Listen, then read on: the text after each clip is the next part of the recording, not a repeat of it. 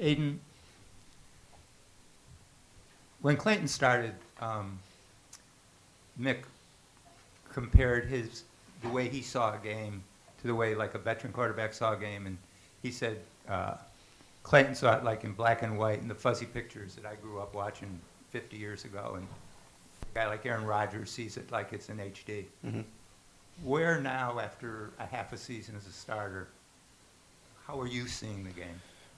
I definitely think when I first started playing, it was black and white and a little fuzzy. I think the picture's starting to get a little bit clearer, and I think that showed on Saturday. I mean, there's a few throws and things that I want back, some beginner mistakes that I made, but other than that, I think the picture's starting to clear up, and I think everyone can see that. Is it slowing down for you too? Is that all part of it? Yes, and that comes along with, getting used to being out on the field, and then film study and preparation. For the first time as you've been starting, it's not listed as an or on the depth chart this week, it's just you. I don't know if you noticed. How's that do you have any reaction to that?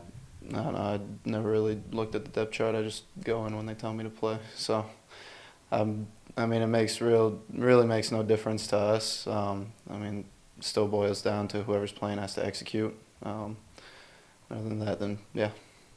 And someone on the Purdue's defensive backs mentioned to me that you tend to stare down receivers. Is that something you've been working on getting better at?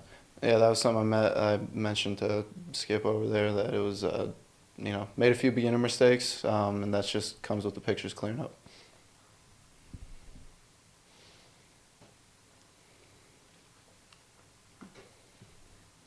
And Coach was talking about the Holman completion, the big 32-yarder. He said, that was the first time he remembers you guys extending a play in a while. Can you talk about what went into that play and how you're able to get outside the pocket, keep it alive?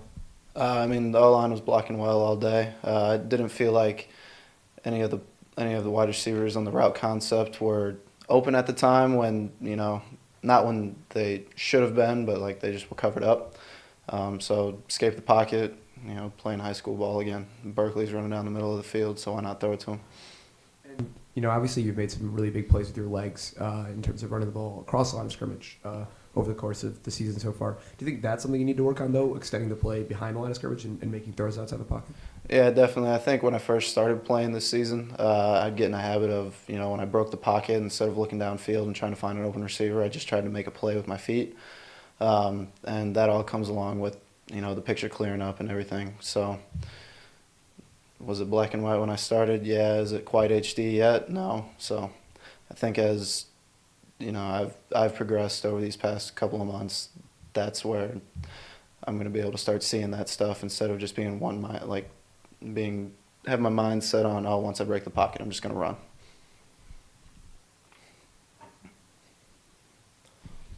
How do you think you've been able to separate yourself from the other guys in the quarterback's room and hold on to that number one spot?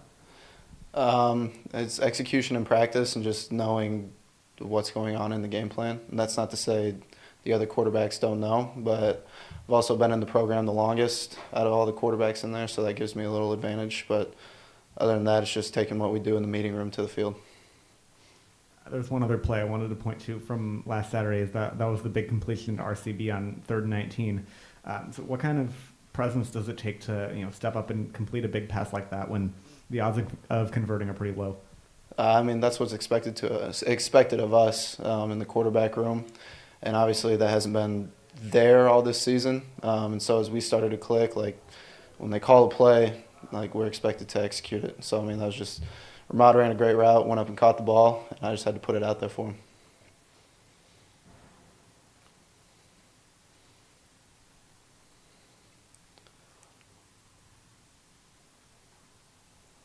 Anything else for Aiden? Okay, thank you. Rashawn, as you kind of near the end of this season, I don't know if you would call it this, but it seems from the outside like a very solid individual year for you again, but the team sort of struggling. How do you view your kind of path moving forward as a player?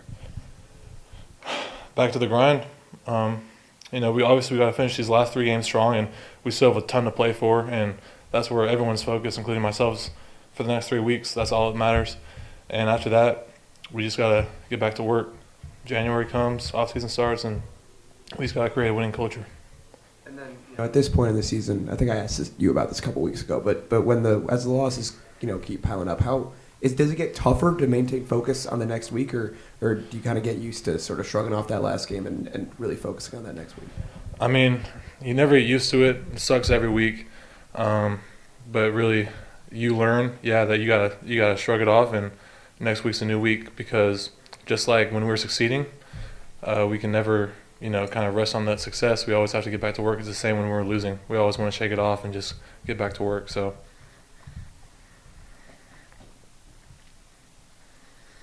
How has the offensive line as a group grown throughout the season? You guys played a great game on Saturday. Didn't allow a sack. Good game for the running attack. Thank you. I think we've really just come together. This year has been huge. We've created some depth. A lot of guys that aren't starting have played and played very well this season. I think we've really come together and established an identity. And, we still got a long way to go. But I'm really proud of the way this group has continued to fight week in and week out. And for you personally, playing right tackle versus left tackle, what are the biggest differences when you're out there on the field? It's really not too different. It just comes down to, switching sides. And it sounds simple, but sometimes it can be a little tough in the initial transition. But really, it's the same game. So. On the left side, you're frequently up against the other team's top pass rushers. So does that how do you prepare to face some of the guys like that? It's the same thing. It all starts on Sunday, watching the film, and just getting a feel for how different guys play and their techniques and how you can stop them. But it's all the same fundamentals. And the only difference going against some of the better pass rushers, it's just margin for error goes down. But really, ends typically play on both sides. So Gunnar and Ethan have been going against the same guys as I have all season, and they've been doing really well.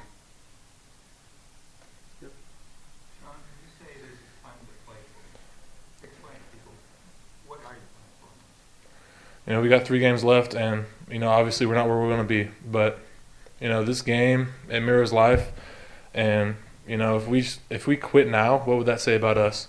I know every single one of me and my teammates, we have great families, come from great places, and we don't back down. And so things aren't going the way we want to be going right now, but we still have our pride. And the Northwestern team, it's about more than just wins and losses. So it's how we respond. It's also about sending the seniors out the right way. We've got plenty to play for these last few games, so I'm not worried about motivation. And as Aiden settled in as a starter, what kind of changes have you seen in him, just both in his manner and in his play? We're just seeing Aiden grow more and more confident each week. He definitely has a bit of a swagger to him, so it's been fun to watch him develop and just kind of continue to trust himself and kind of get a feel for how the whole offense works together. With Ethan, stepping in across from you, does that change anything? I know you guys have played together a little bit this season, but Coach said Gunner's out for the year. How much does that change for you? It doesn't change anything for me at all. I play left tackle, he plays right tackle. You mentioned the offensive line establishing an identity this year. What is that identity? Talked about it a little bit about a couple weeks ago, but our identity as offensive line is that we're tough, we're nasty, we finish blocks, we finish plays, and we want to take this offense and put it on our back. So we really hang our hats on being deep, having the ability to, when someone goes down, someone else is going to step back in, and the standard's not going to drop. So we really trust each other, and we love each other, and we work hard, and we don't change. Can you sort of sum all that up in sort of a word or a phrase? We're tough.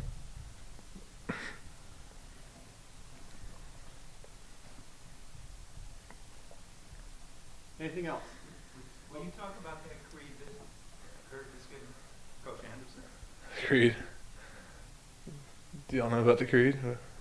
Well, I've heard about it, but Coach Anderson won't Yeah. go into detail on it because he says it's too private. Yeah, it's really our thing, and we've taken it and made it our own. Coach Anderson brought it in this year, but we really don't talk about it that much to other people, but we just know that it's our identity.